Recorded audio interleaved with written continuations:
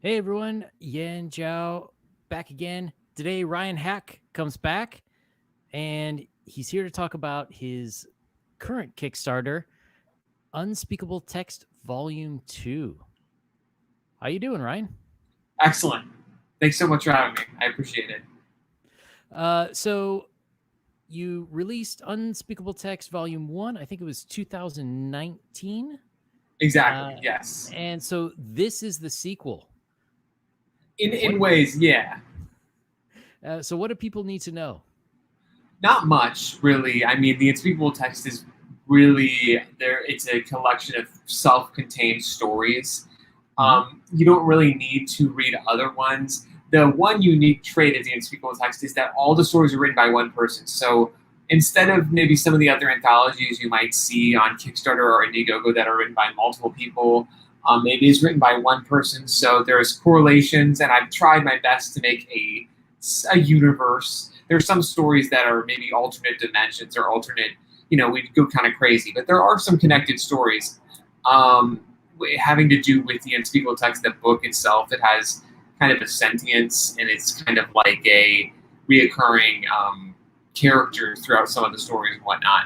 But really, all the stories are self-contained. So you don't need to read the first one to read this one. Not at all.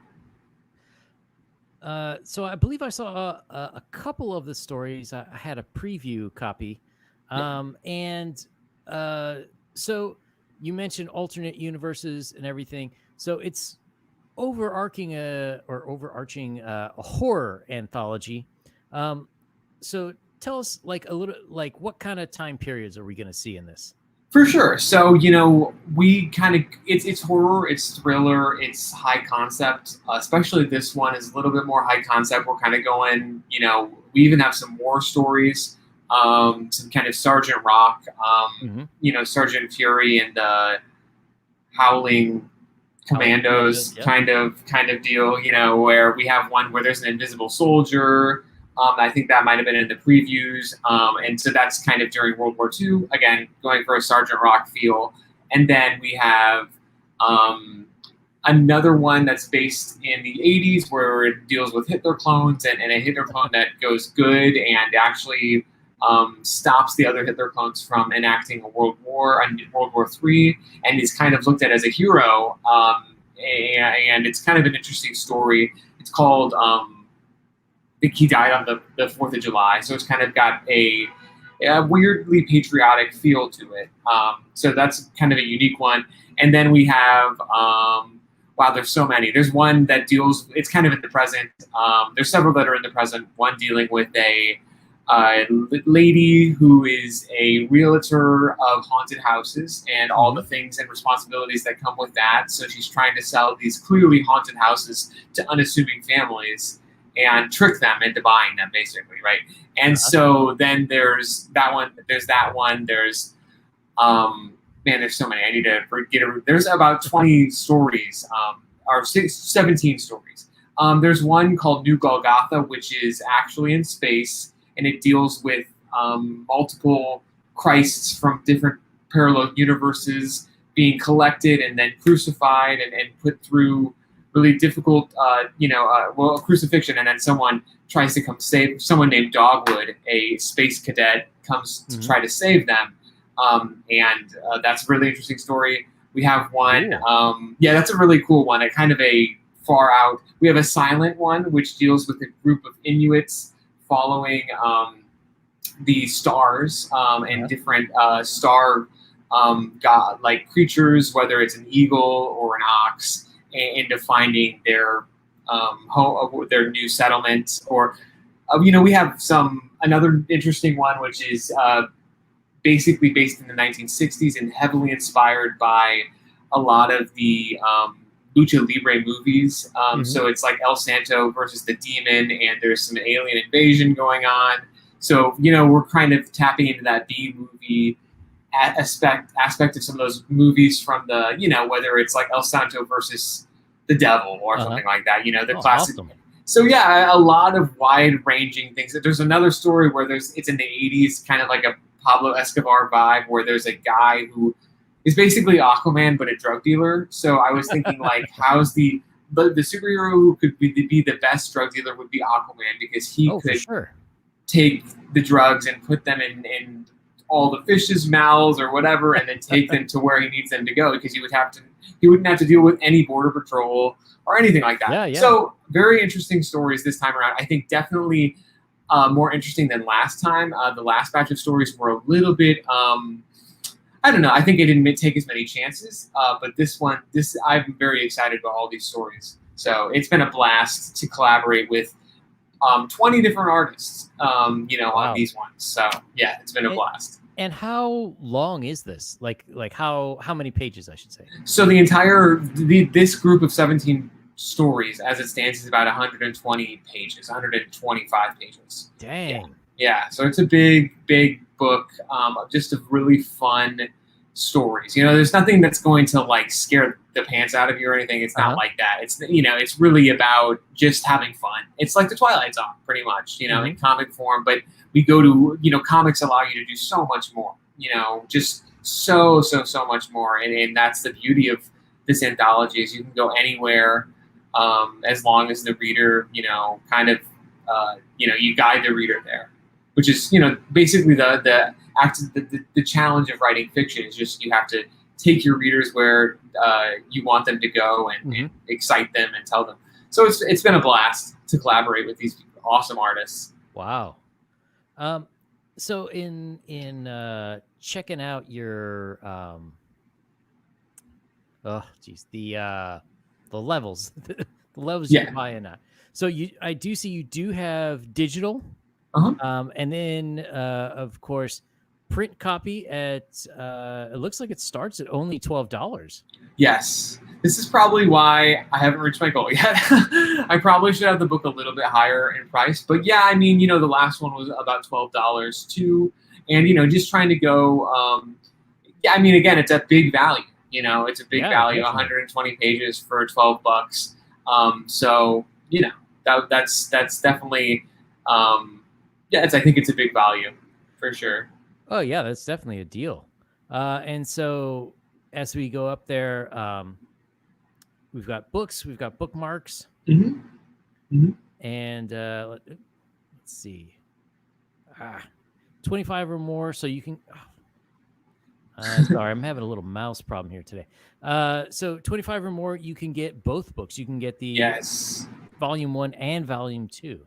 Exactly. Yep. So that's the one that, I mean, again, we do have a website, of course, which after this gets printed, we'll, because I don't want to put the ones that are I don't want to put the ones that are in this book on the website so people can view them for free right now, because I want people to get the book. So we will put those on when the book is funded. But yeah, we do have a website. So if you're interested, is in the campaign to read the first stories, get the first collection, get a little taste of what you might be reading and all that kind of stuff. So it's been really cool to just collaborate with other people, and just so many different stories. I think we have about 32 stories now. So again, if you buy that, that's about 200 plus pages of content, 210 pages of content with both the volumes together. So that's kind of an amazing amount of work for just what's really kind of 2 years apart. Right. Yeah. Yeah, it's been a really unique project, because I'm always writing scripts for this series, because one of the beautiful things that I've found with the Unspeakable Text, it's a collaboration base. I'm not commissioning these people to do the work. It's really for fun. If they decide to stop doing it, I'll just try to find another artist to maybe who wants. It's all for the fun of comics. There's no pressure. There's no deadline. There's no anything like that. And so I just find these artists on ArtStation or Instagram and reach out to them and say, hey, I wrote this script.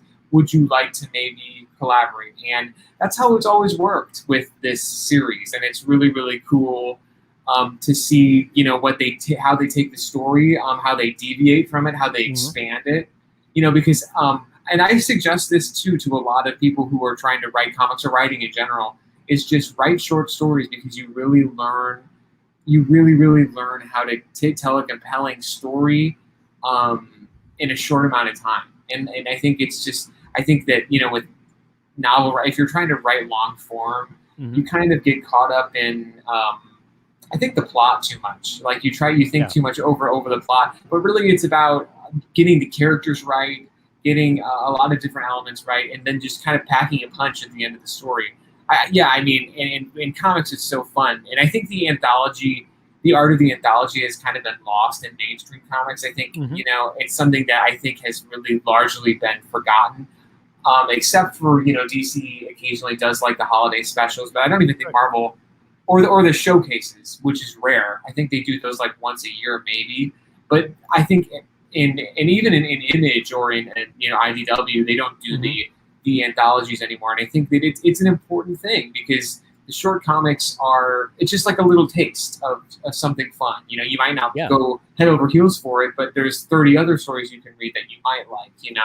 So it's really that the spirit of that is fun to me.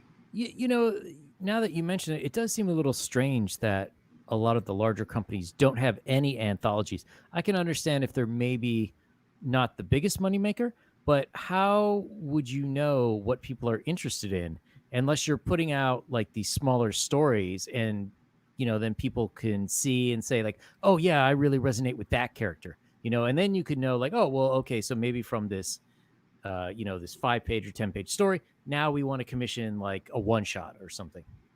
Yeah. I think I mean, that's how a lot of people got found. Were Hmm.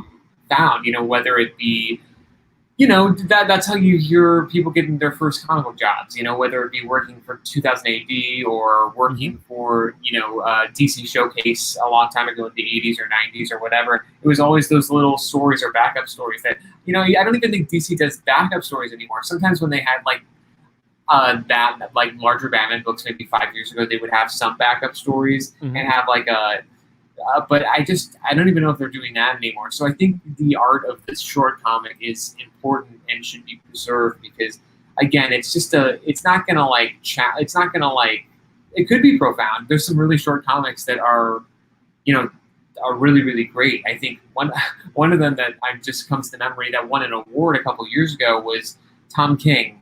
He wrote this really great story with like only a couple words in it that was about Batman and this dog that is one of Joker's dogs or something like Hmm. that. Like I don't know. It was drawn by David Finch, Oh. and it was just a 3 page story about Batman basically finding this and kind of taming this crazed dog that the Hmm.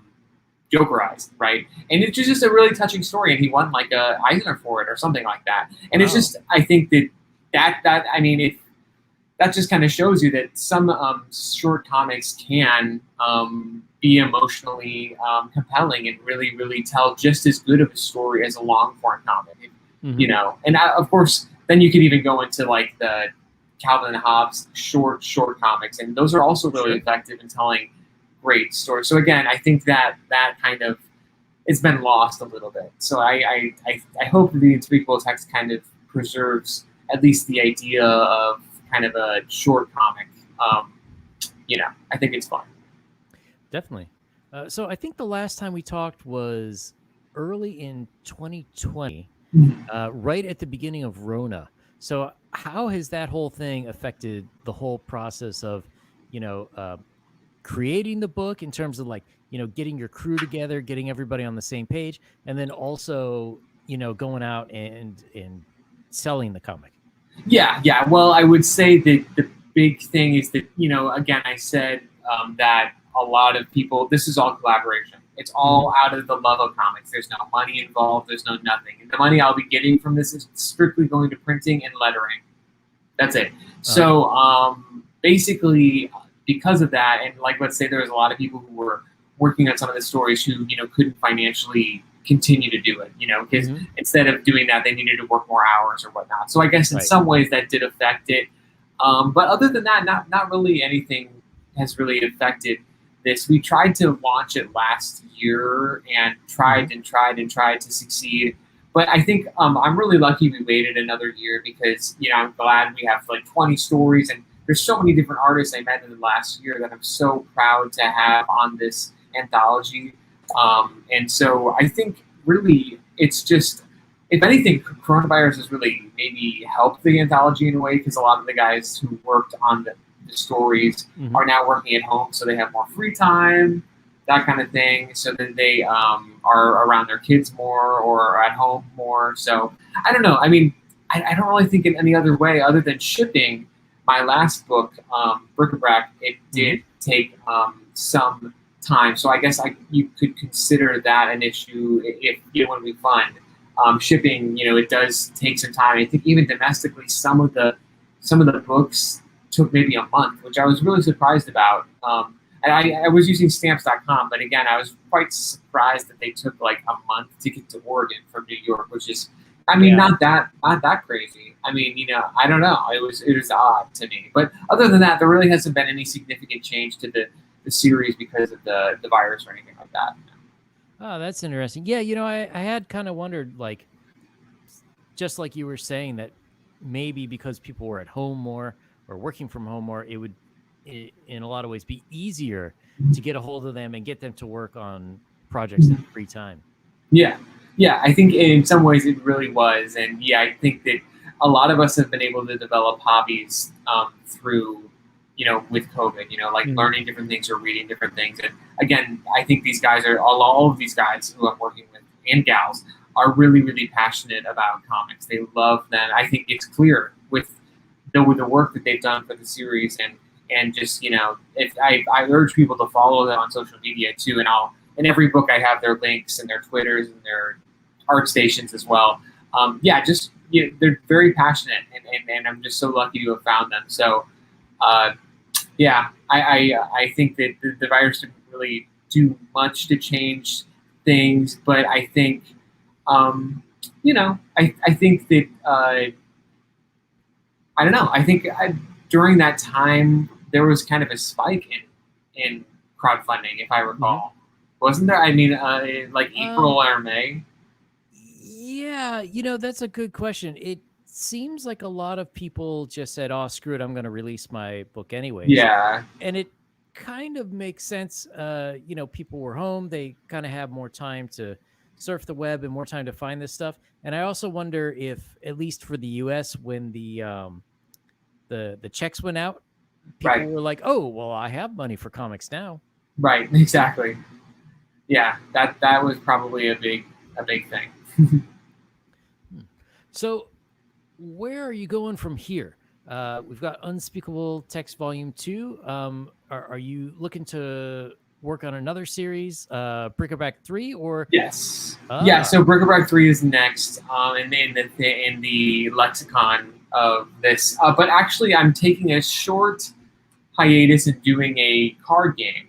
I'm launching a card game on Kickstarter through my toy company that I've kind of started.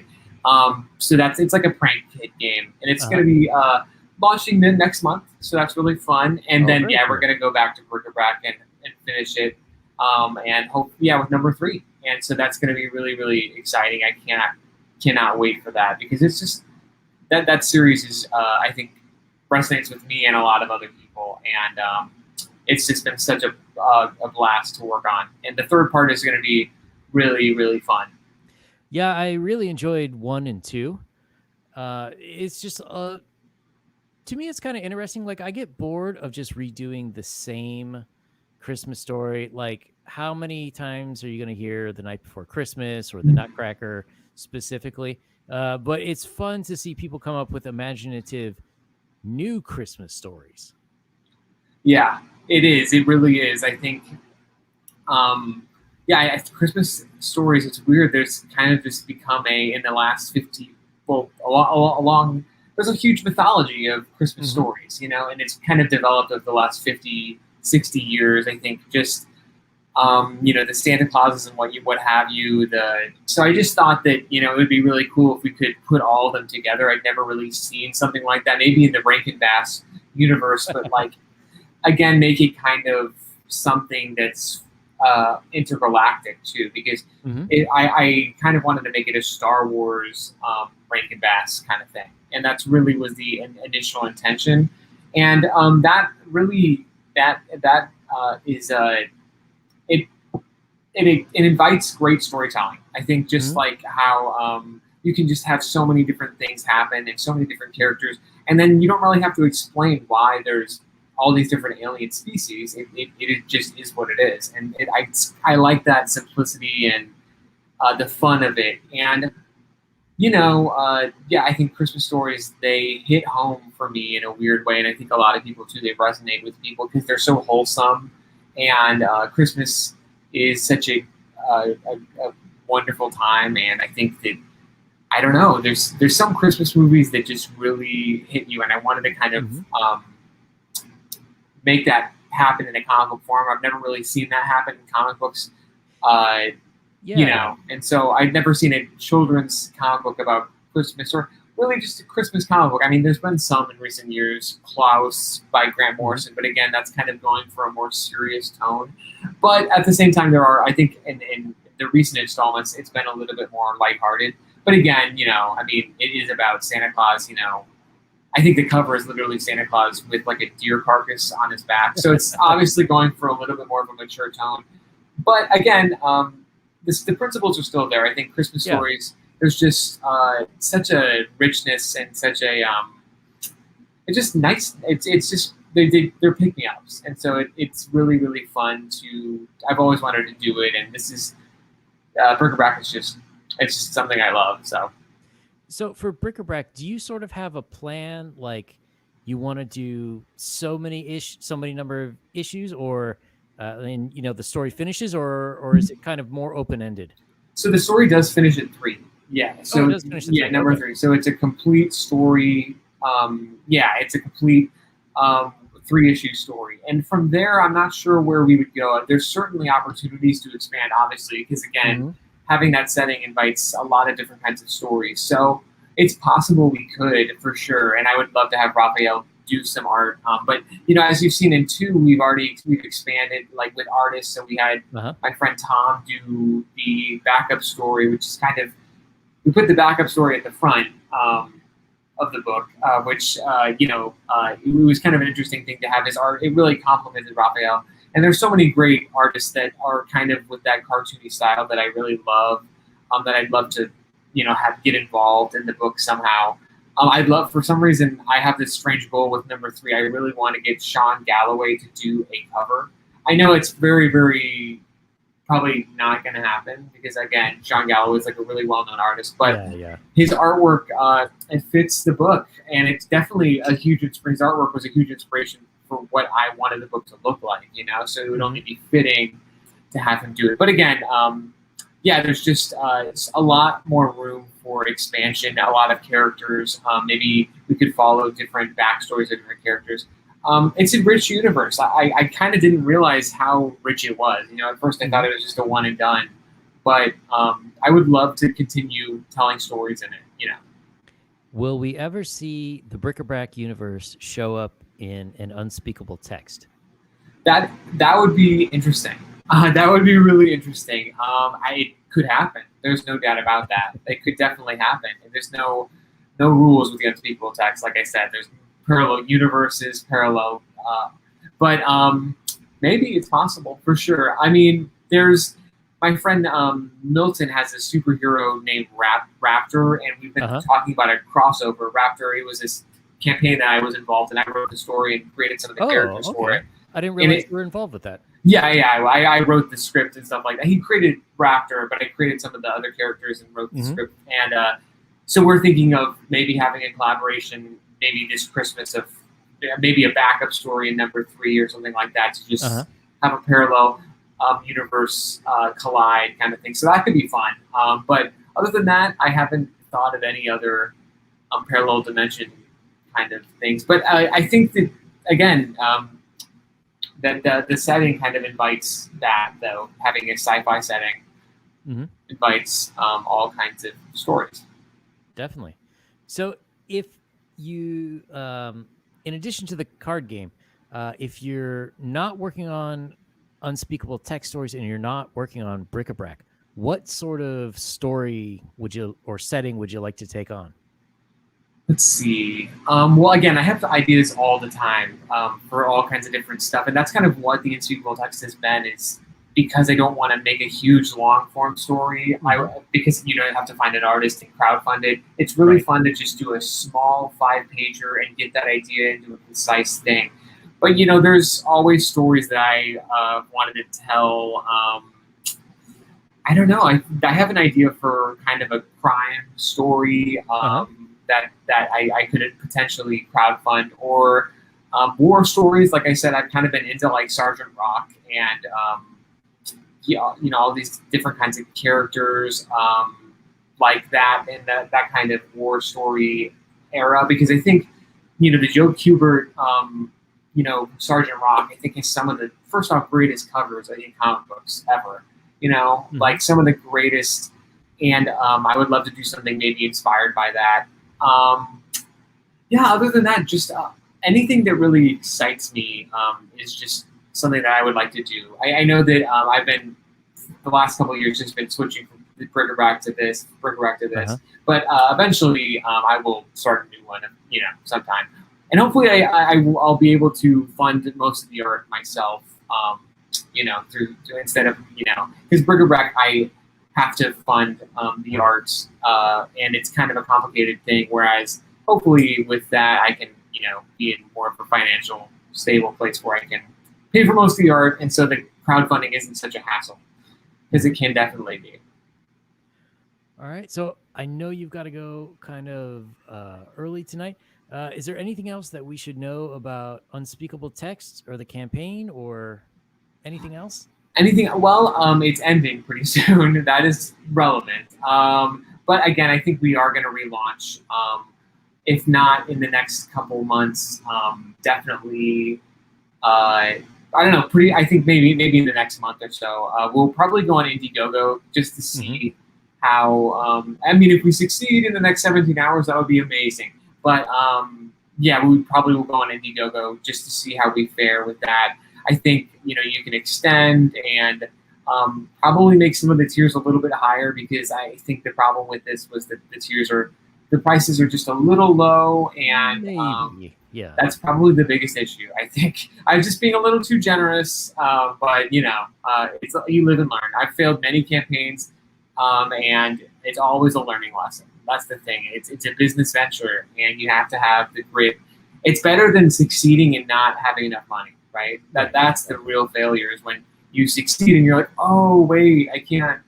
So honestly, it's free to fail on Kickstarter. There's no repercussions. So I'll just continue to try again. Yeah, absolutely. All right. Well, Ryan Haack, thank you very much for coming by. Anyone who's interested, Unspeakable Text 2, Volume 2, is still on Kickstarter for a short time as of the recording of this video. Go back it. And if not, I'm sure it'll be available when Unspeakable Text 3 comes out as well. Yes, absolutely.